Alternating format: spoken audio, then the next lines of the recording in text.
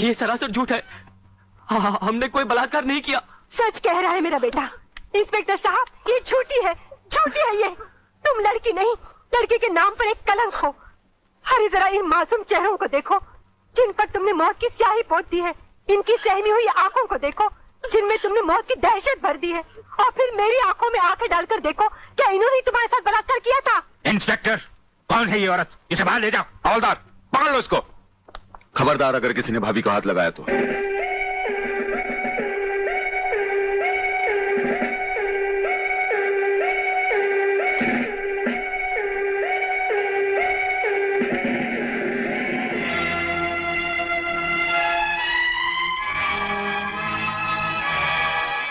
Inspector फादले, आप जानबूझकर अनजान बन रहे हैं।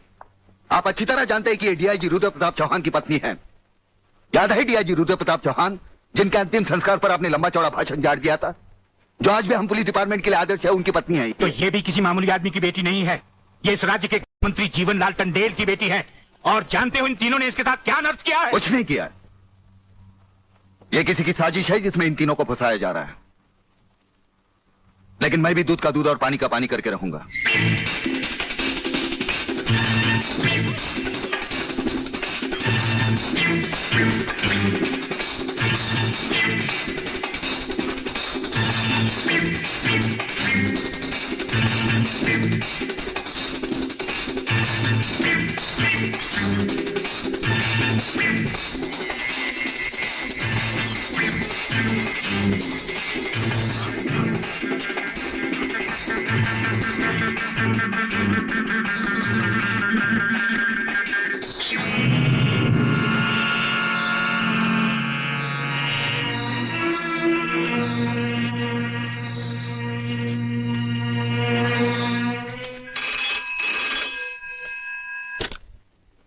Hariprasad speaking.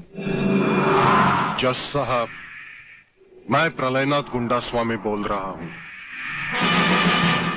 Your honour, dancer miss Anita Chaudhary की लाश का समुद्र के उसी किनारे से मिलना और उसी जगह से राधा टंडेल के कपड़े और सैंडलों का मिलना, इंस्पेक्टर वागले को मिली हुई गोली और अनीता चौधरी के पेट से निकली हुई गोलियों का एक ही रिवॉल्वर से चला होना और उस रिवॉल्वर पर किसी और की उंगलियों के निशान होना, यह साबित करता है कि इस केस में किसी और का भी हाथ हो सकता है।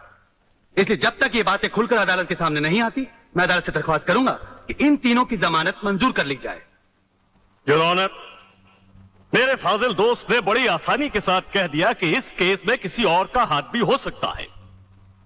लेकिन ये बात कहते हुए मेरे फाजिल दोस्त भूल गए कि अनीता चौधरी की लाश के पास संजय चौहान का पर्स भी मिला है। Your honour, miss Radha Tandel जिनके साथ बलात्कार हुआ, उन्होंने अस्पताल में पुलिस इंस्पेक्टर के सामने इन तीनों की शनाख्त की है। योर ऑनर, इसके अलावा डॉक्टर गुप्ता की रिपोर्ट मौजूद है। इन तमाम बातों से जाहिर है योर ऑनर कि रेप और मर्डर इन्हीं तीनों ने एक साथ मिलकर किया है। लिहाजा मेरी कोर्ट से गुजारिश है कि इनकी जमानत किसी भी कीमत पर मंजूर नहीं की जाए। सरकारी वकील की दलीलों को मद्देनजर रखते हुए यह अदालत संजय चौहान, आलोक वर्मा और अली खान की जमानत नामंजूर करती है और इन्हें पुलिस की हिरासत में रखने का हुक्म देती है।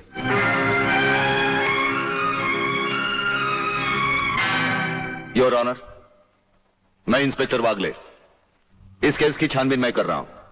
अदालत से इस केस के बारे में कुछ कहने की इजाजत चाहता हूं। इजाजत है। Thank you sir.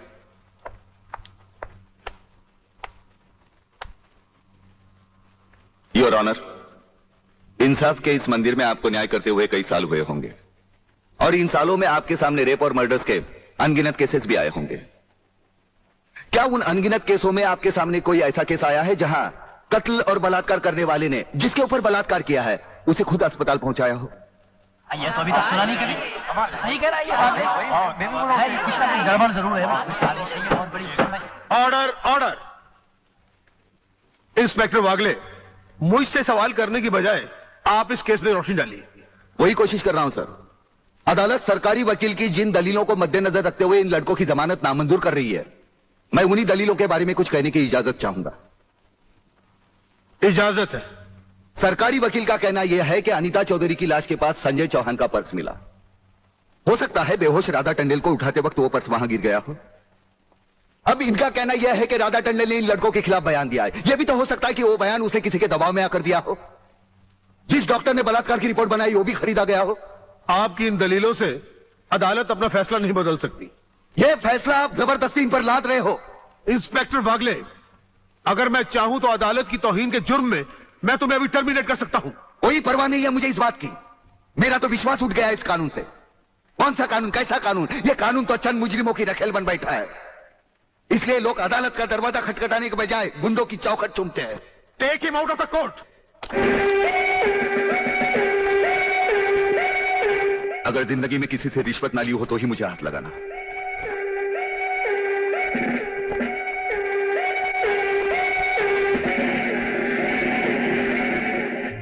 इन्हें गिने भुक्कड़ लोगों की वजह से यह अदालत शतरंज की बिसात बन गई है, जहां कोई भी आकर कानून से खेल सकता है। लेकिन इन खिलाड़ियों को अगर मैंने सच्चा कानून नहीं सिखाया तो मेरा नाम भी शिवाजी राव वागले नहीं।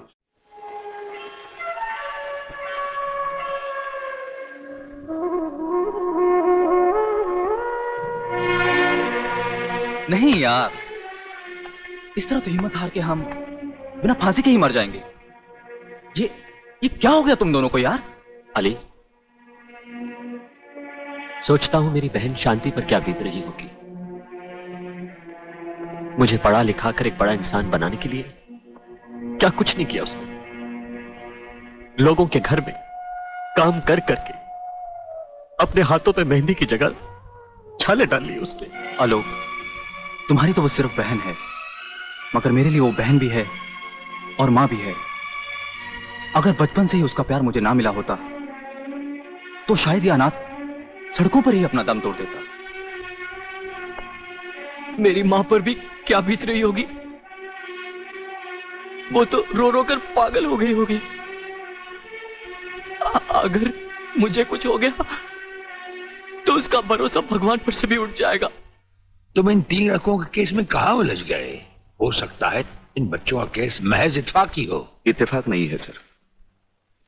ये कड़ियां भले ही अलग अलग नजर आ रही हो, लेकिन अगर गौर से देखें तो ये सब एक ही जंजीर की कड़ियां हैं, जिसमें एक न एक दिन जीवनलाल टंडेल, रसिकनाथ और गुंडा स्वामी की कलाइयां फंसेंगी।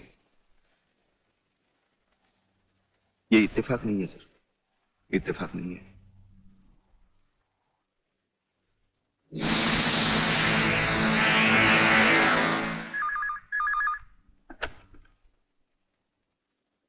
हेलो सर, मैं तुम्हारी आवाज अच्छी तरह पहचानता हूं जेलर।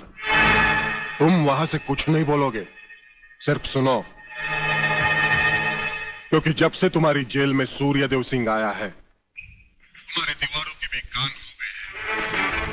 मुझे वागले और उसकी मीटिंग का पता चल चुका है। वो 3 लौंडों के केस की सीढ़ी बनाकर मुझ तक पहुंचे। उसके पहले उसकी सीढ़ी के हर डंडे को काट कर फेंक दूंगा मैं। सुनो जी।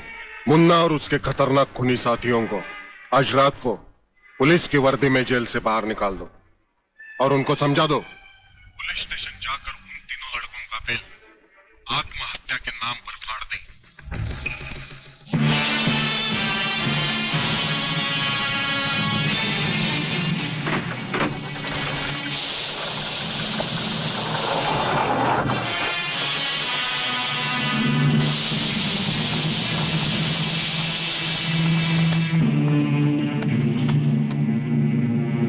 टेलीफोन का वायर काट दो,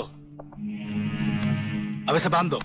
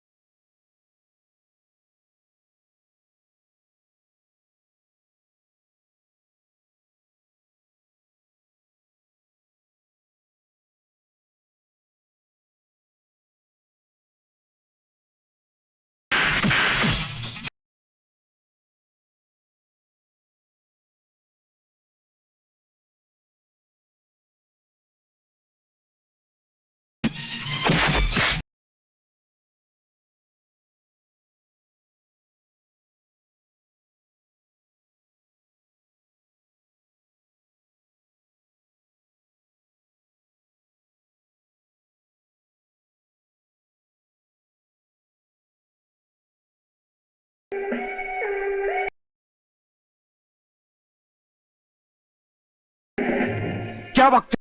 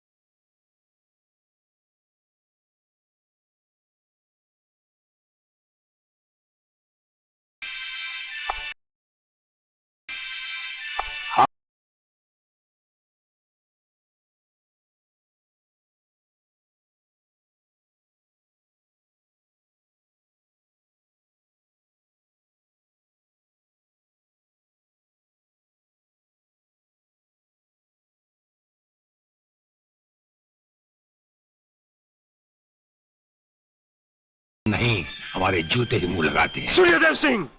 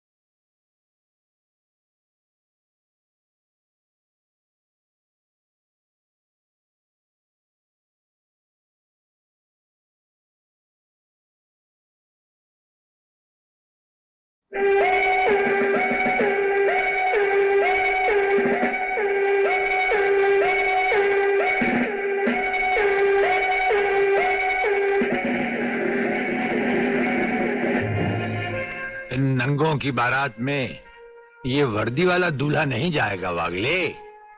इसके भी कपड़े उतार डालो।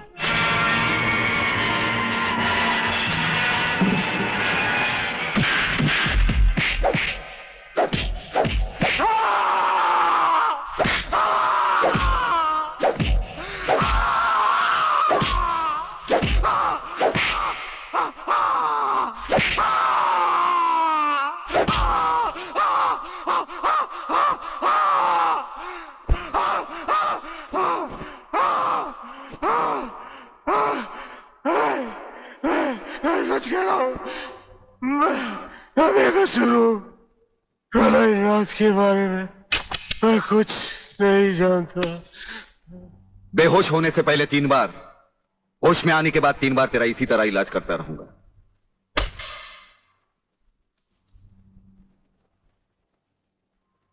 साथियों, तुम लोगों को शायद यह मालूम नहीं कि यह प्राइवेट और इमरजेंसी मीटिंग मैंने क्यों बुलवाई।